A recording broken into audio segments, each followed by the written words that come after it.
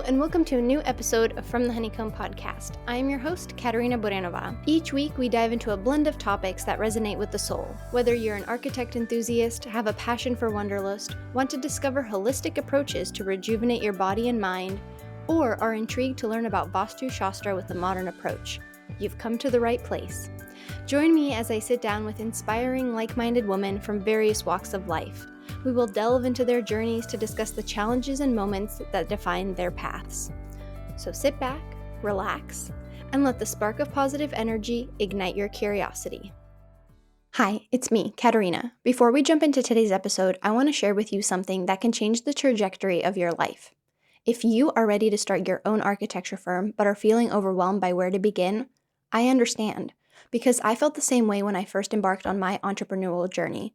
This is why I have created the ebook, The Mindful Blueprint for Launching Your Architecture Firm. This comprehensive workbook contains everything I wish I had known before starting my own firm. From building a solid business plan to creating your brand, The Mindful Blueprint for Launching Your Architecture Firm offers a step-by-step guide tailored to your timeline, whether you're launching your firm today, next month, or in a few years. Dive into essential topics like financial planning, organization strategies, and how to secure your first client, all in one convenient resource. That's right, you don't have to spend hours researching. I have done that for you so you can focus on building your business. And that's not all. With your purchase, you'll also receive an exclusive meditation for business owners, mindfulness tips, a crystal guide for support, and gratitude exercises to help you stay focused and positive throughout your journey.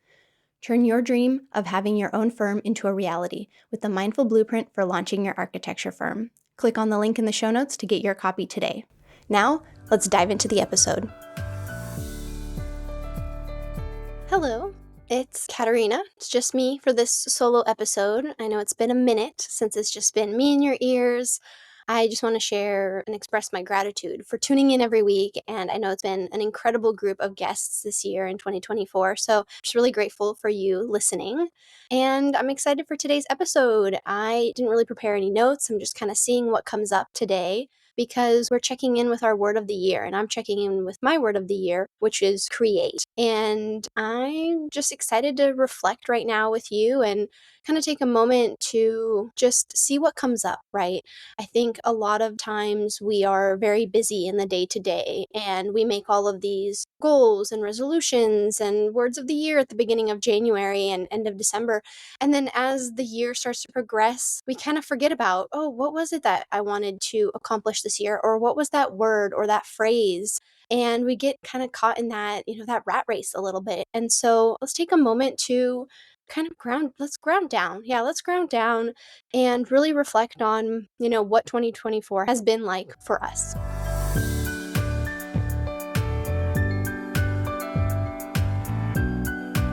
As you know, we begin every episode by sharing something that we are grateful for in the present moment. And so, what am I grateful for in the present moment?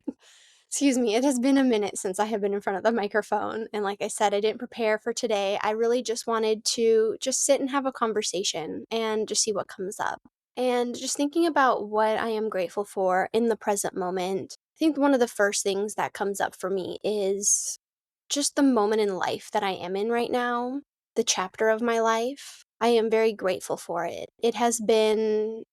A lot has happened, I should say, of course, in this last year of being let go, starting my own company. And then on a personal level, there has been a lot of shifts and growths and changes and challenges and things that have come up. But this chapter of my life has really made me grow and has made me find out who I am in a way. And I know I'm 32 years old, right? So you'd think, oh, Katerina, why don't you figure out who you are? But it's really this chapter of my life of being an entrepreneur. And, Jesse and I were a few years into our marriage as well. So the different changes in a relationship, right? We're kind of out of that honeymoon phase. We are now going through the day-to-day and what does that look like in our relationship?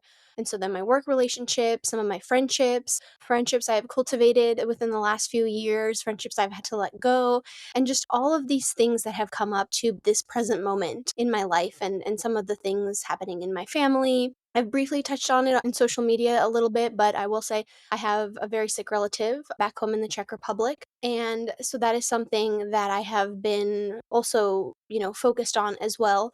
For those of you listening who live far away from family, whether it's, another state away, another country, another continent away, you know what it's like when a family member isn't doing well and gets sick. And there's that question of, are you going to jump on the plane to visit them right away? Or how does that fit within your schedule? And thankfully, I'm very grateful that I have my own company and I am able to step away and take time away to fly and visit the family member. But still, it's something that anybody who lives with family far away has to really, really think about. And so I guess, again, that goes back to my gratitude. I'm very grateful for the chapter of my life that I'm in right now, because a few years ago when my grandfather, who lived in the Czech Republic, was sick, it was very difficult for me to leave work. Not in the sense that my boss wouldn't let me, but stepping away from work, I wasn't as supported in the decision to be able to go to be able to spend time with family. There wasn't that support that I have now. And so that's something, again, I'm just grateful for this chapter in my life because of the things that have come my way.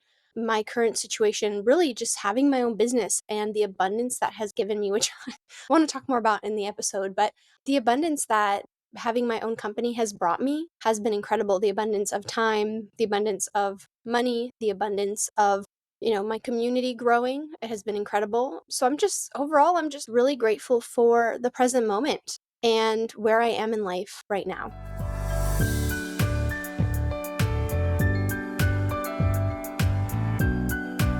So at the beginning of the year, I picked a word of the year, and my word of the year was create. And I've sat here for a little bit thinking about, okay, what does that word mean to me now, right? We're about halfway through, when this episode airs, about halfway through 2024. And when I first, thought of the word create or created the word create, I thought, what is this word going to mean for me and for my goals for this year? I would like to create my ebook. That was something that was on my list. I ended up creating that ebook. And I think one thing that I've noticed is when I was coming up with the word create, I was thinking about tangible objects. I will create something. I will create the ebook. I will create new projects, new designs, new plans, things that are very tangible. But now that I've had time to sit with this word over the last few months, the word create has shifted for me. It has changed in a way where I'm not thinking about specifically just creating tangible things, but I'm also thinking about creating things that aren't tangible, right? So, as I mentioned, creating abundance, creating this freedom of time, creating this community, this feeling of abundance. It's not necessarily just that, yes, like I mentioned in other podcast episodes, this will be a very abundant year for me because I'm an entrepreneur and I've been, in charge of my financials and my financial choices. And so that has been really great is I've created a company, now that will then give me the abundance and the freedom of time. But it's just this word create that I'm thinking it's not this tangible way of thinking for me anymore. I'm starting to create these connections as well, these friendships. I hired a business coach this year, right? I've created this relationship with a business coach. I've created this mindset of how to approach my business. And that's one of the big things is the mindset that I have created has exponentially allowed me to grow even more. And that goes back to my gratitude at the beginning of this, the chapter of my life that I'm in. I have created this time in my life, right? I've created it. There's that you are the creator of your own reality. And that's where I'm diving deep into this word create, where at the beginning of the year, it was more about creating tangible objects for me. Like I said, my ebook, and there's just been so many creative processes coming through over the last few weeks, few months of this year I have so many plans of what I would love to do with my company, things that I would love to create, my ebook, The Mindful Blueprint for Launching Your Architecture Firm. I guess I should plug it since this is my podcast. And so if you haven't heard, I have an ebook that came out called The Mindful Blueprint for Launching Your Architecture Firm. And that was just this creation of months of work and putting it together with so much love and so much passion and seeing it that it was put out into the world. And so many of you have resonated with it and have bought it and have sent me incredible messages about how amazing it is and how helpful it has been for you. You're thinking about starting your entrepreneurship journey. And so I have so many more plans on how to expand on that, how to expand on the ebook. And there's just so many thoughts and ideas that I'm having. And I'm really loving this creative flow of thinking about what else can I create? What else can I create? And I found myself, though, over the last few weeks being in this mindset of I need to create more. I have to create this. I have to create that. And I know my word of the year was create, but it almost became like a hindrance to me being not able to create things without feeling forced. Like I have to create because my word of the year is create. And so I'm taking a step back over the next few weeks to really allow myself to create without this force of I have to create because of a deadline, right? My ebook, I had to create it by a certain deadline. Believe it or not, the deadline ended up moving 2 or 3 times just because things in life happened and I wasn't ready and I didn't think I was well equipped, ready to launch an ebook. Because the behind the scenes, if you haven't launched a product online, there's definitely some challenge to it, I would say. It was on the admin side that was very interesting for me, how to put it on the website, things like that. But when you're launching a product and you're putting it out there as well, and that's something now that I can reflect on, is you put it out there, and the moment I press that like live button, like the ebook is live, there was this almost feeling of like I'm so excited because I've created this, but I'm also nervous because what if nobody buys it? What if nobody downloads it? Then of course there's the marketing aspect of it. Did I market it enough? Was my price too high? Was my price too low? And all of these little things start to like come into your brain about like in my head, and I'm telling myself like, nope, you've created something, you know the value of it. And so that was that creation process. And I think as fun as it was creating that ebook, and then I kind of got on this little hamster wheel of, okay, now I'm going to have a master class, and should I do video courses? And there's a lot of this, I want to create, because that's my theme of this year.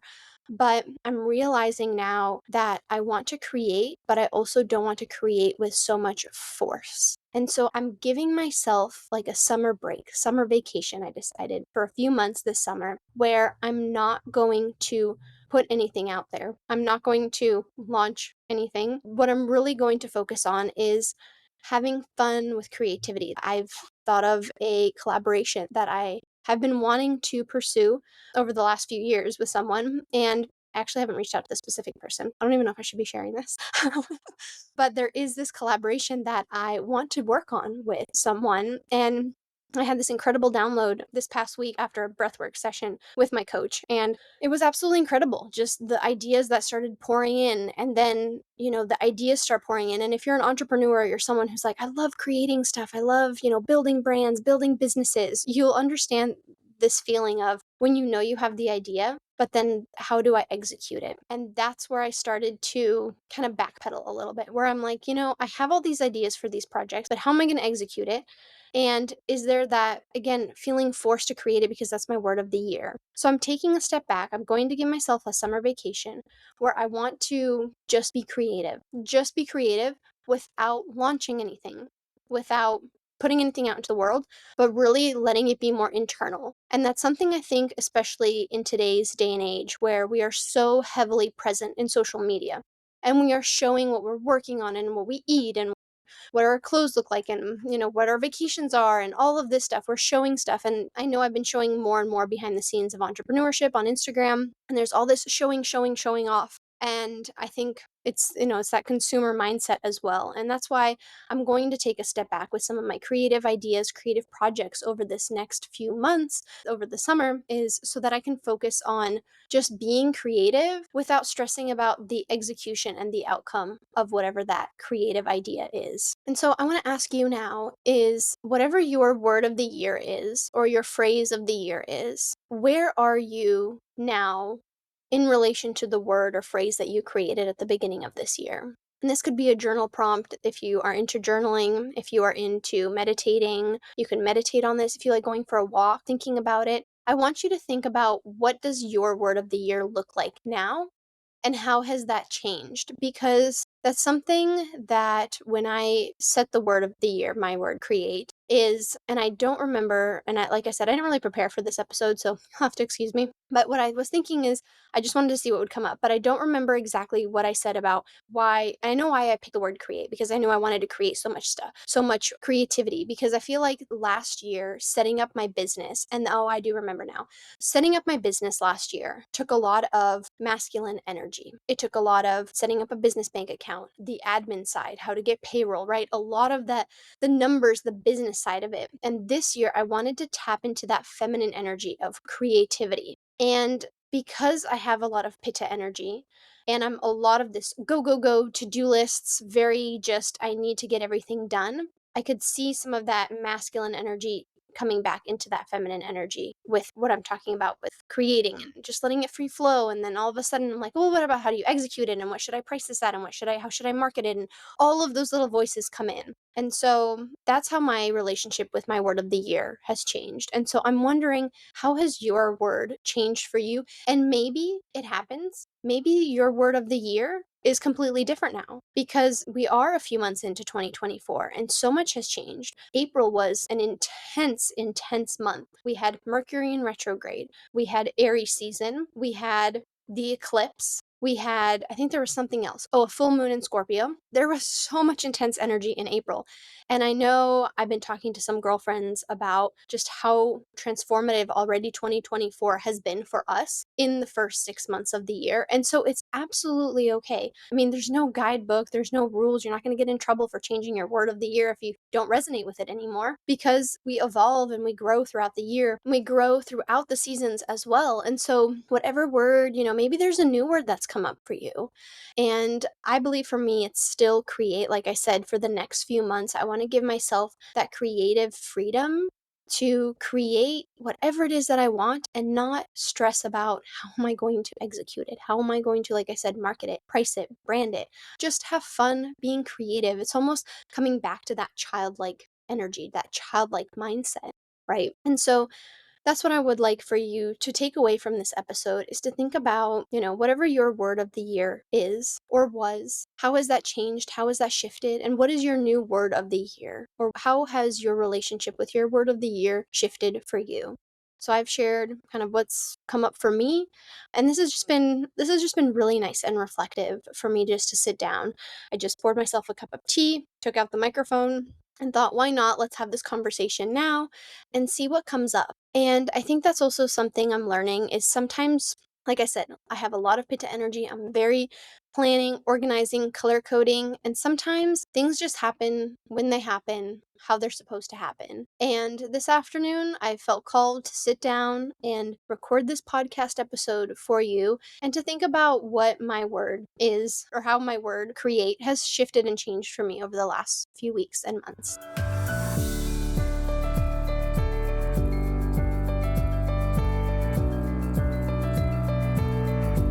Well, thank you so much for listening to this short and sweet episode. I am glad that we got to have a little time just to sit and talk and catch up, and I got to share, where I am with my word of the year right now, create. And I would love to hear from you. Has your word stayed the same? What is your word of the year? When I had the episode come out at the beginning of the year about my word of the year 2024 was create, I received some amazing messages from you on you sharing what your word of the year is. And there were some really incredible words that were, some were very deep and some were just very reflective and some were beautiful. And so I would love to hear, how has your word of the year changed for you? Have things in your life just changed your approach to that word, your thought of that word? Have you added on to your word? Could be create and something, whatever that word you had and whatever new word that's come up for you, allow yourself to be able to have fun and play with this word of the year for you and see what comes up, whether that's, like I said, journaling, meditating, going for a walk on the beach,